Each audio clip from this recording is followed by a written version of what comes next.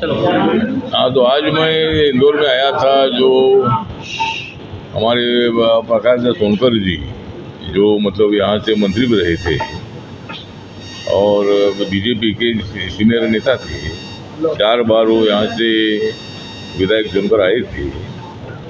उनका जो स्मृति दिन था आज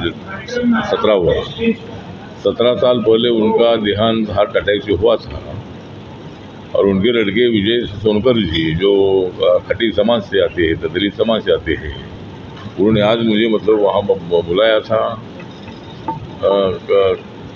कैलाश विजय वर्गीय जी उसमें सम्मिलित थे, दूसरे हमारे जल संपदा मंत्री भी उसमें सम्मिलित थे और उनको आदरांजलि अर्पित करने के लिए मैं आया था। तो एक तो मैं माननीय नरेंद्र मोदी सरकार में सामाजिक न्याय एवं अधिकारिता मंत्रालय का राज्य मंत्री हूँ। तीसरी बार मैं माननीय मोदी सरकार में मुझे मंत्री बनने का मौका मिला है। और आज बाबा साहब अम्बेडकर जी की जो जन्मस्थली है ममहू, वहाँ भी मैं वहाँ अभिवादन करके बाबा साहब को आया हूँ। और बाबा साहब अम्बेडकर जी ना होते तो हमें इतना मंत्री पद बनने का मौका नहीं मिलता था। बाबा साहब अम्बेडकर जी ने दलितों की मुक्ति की लड़ाई तो लड़ी थी, लेकिन देश का संविधान लिखकर बाबा साहब ने बहुत बड़ा देश के लिए योगदान दिया है। और देश का संविधान ऐसा है कि देश का, भारत का संविधान कोई भी बदल नहीं सकते हैं। लेकिन लोकसभा के चुनाव में माननीय राहुल गांधी जी और उनकी इंडिया आघाड़ी के जो सभी नेता थे, सभी नेताओं ने एक गलत प्रचार किया कि मोदी जी अगर तीसरी बार प्रधानमंत्री बनते हैं फिर संविधान बदलेंगे। इसी तरह की अफवाहें, इसी तरह का ब्लैकमेल जनता के साथ उन्होंने किया और जनता के मन में बहुत बड़ा संभ्रम निर्माण करने का काम किया था। लेकिन उसके बावजूद भी हमारे एनडीए को 292 सीटें मिली। सरकार बनाने के लिए 272 की आवश्यकता होती है, लेकिन उससे भी ज़्यादा सीटें हमको मतलब मिली, 292 सीटें मिली। और तीसरी बार माननीय मोदी जी प्रधानमंत्री बन गए हैं। अभी हमारा 100 दिन का जो प्रोग्राम है, माननीय नरेंद्र मोदी जी ने एक रोड मैप बनाया है और 100 दिनों में बहुत ही इम्पोर्टेंट निर्णय होने वाले हैं। उसमें 2 निर्णय अभी हुए हैं। देश के 3 करोड़ गरीब लोगों को शौचालय के साथ मकान देने के लिए पूरा बजट मंजूर कर दिया है। उसके साथ साथ जो किसान अपने हैं, किसानों को कम से कम 9.5 करोड़ किसानों को 20,000 करोड़ रुपया जो है ये उनके खाते में गया है और हर किसान को 6,000 रुपया हर साल मिलेगा। इसी तरह के बहुत सारे निर्णय अभी हमारे 100 दिन में हो गए और हमारी सरकार 5 साल तक चलने वाली है। बार बार ये बताया जा रहा है कि भाई सरकार गिरेगी, ये सरकार चली जाएगी, चंद्रबाबू नायडू सपोर्ट निकालेंगे, नीतीश कुमार जी सपोर्ट निकालेंगे। तो इसी तरह की बातें की जा रही है, लेकिन ना नीतीश कुमार जी हमको छोड़ेंगे, ना चंद्रबाबू जो छोड़ने वाले हैं। वो क्लियर मेजॉरिटी हमारे पास एनडीए की है। एक बात बताना चाहता हूं कि जब बीजेपी को 282 सीटें 2014 में मिली थी, तब भी सरकार का नाम एनडीए सरकार था। 2019 में जब बीजेपी को 303 सीटें मिली थी, तब भी सरकार का नाम एनडीए सरकार था। अभी बीजेपी को 240 सीटें मिली है और उसके बावजूद भी मतलब ये सरकार एनडीए की सरकार है।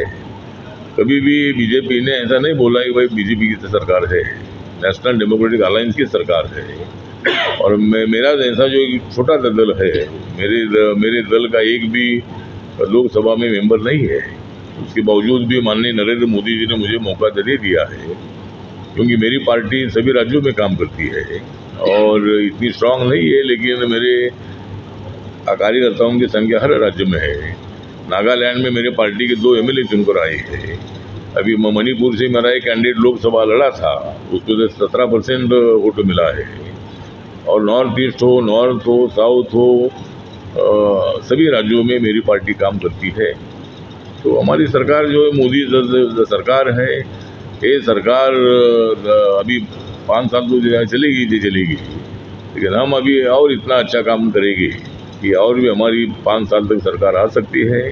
हमारे सरकार को गिरने का कोई धोखा बिल्कुल नहीं है। और कांग्रेस पार्टी को मेरा निवेदन है, मेरा सवाल उनको है, डॉक्टर मनमोहन सिंह जी की सरकार थी तब कांग्रेस पार्टी के कितने एमपी थे? 200 के अंदर एमपी थे, तो भी आपकी सरकार 10 साल तक चली थी। तब बीजेपी ने ऐसा सवाल नहीं उठाया था कि भाई आपकी सरकार गिरेगी, क्योंकि आपके पास यूपीए का क्लियर मेजोरिटी थी और इसीलिए तो सरकार बनी थी। तो लोकतंत्र में जिसके पास क्लियर मेजोरिटी होती है उनको सरकार बनाने का अधिकार होता है। और नरेंद्र मोदी जी ने 292 सीटें जीत कर मतलब तीसरी बार सरकार बनाई है। और आप लोग जानते हैं कि भाई 10 सालों में बहुत बड़ा डेवलपमेंट हो रहा है, रोड का डेवलपमेंट हो, एयरपोर्ट का डेवलपमेंट हो या रेल का डेवलपमेंट हो, बहुत सारा डेवलपमेंट हो रहा है।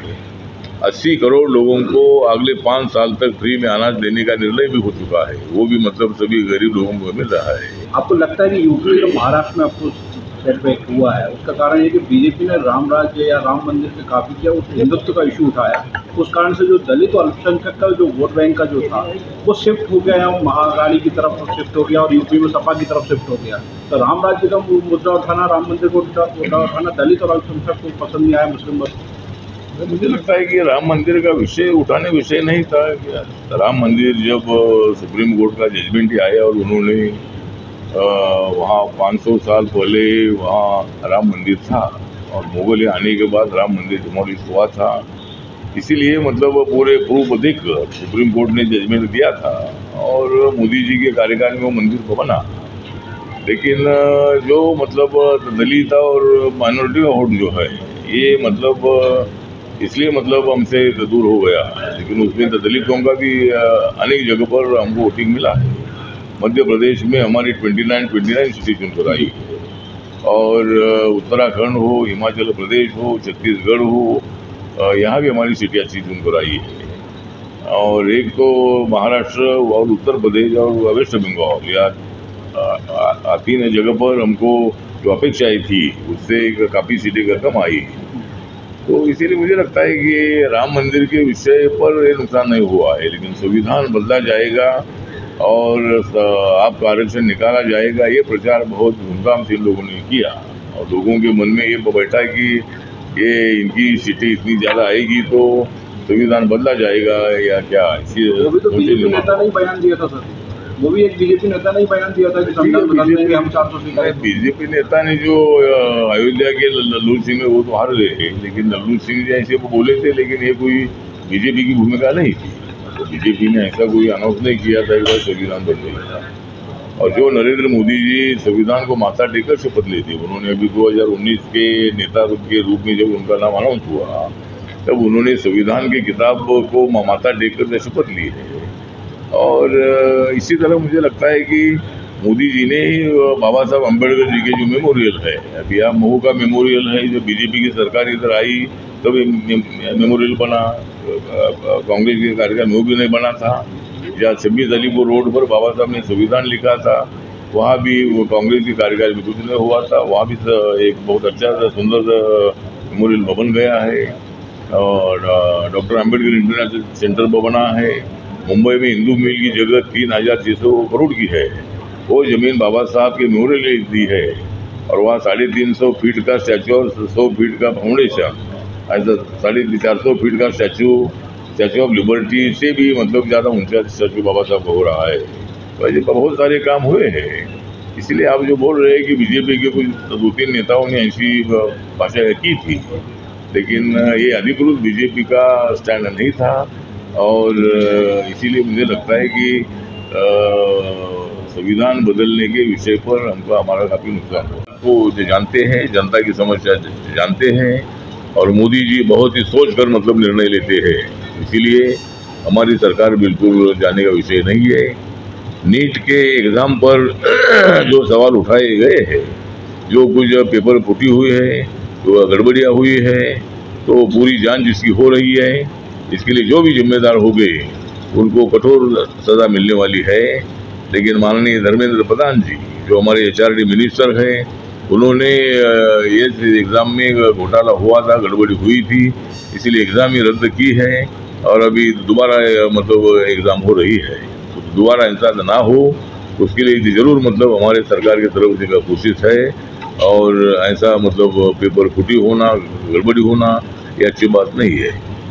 और मेरी रिपब्लिकन पार्टी ऑफ इंडिया जो है, ये पार्टी बाबा साहब अम्बेडकर जी की विचारधारा को लेकर आगे काम करती है, और मेरी पार्टी लगातार मतलब एनडीए के साथ रही है, बीजेपी के साथ रही है 10 सालों से। अभी महाराष्ट्र में विधानसभा का चुनाव अक्टूबर में आ रहा है, जो हमें महाराष्ट्र में भी भारी धक्का पहुंचा। हमारी सीटें 35 से 40 तक आनी चाहिए थी, लेकिन 17 सीटें हमारी सुनकर वहाँ आई।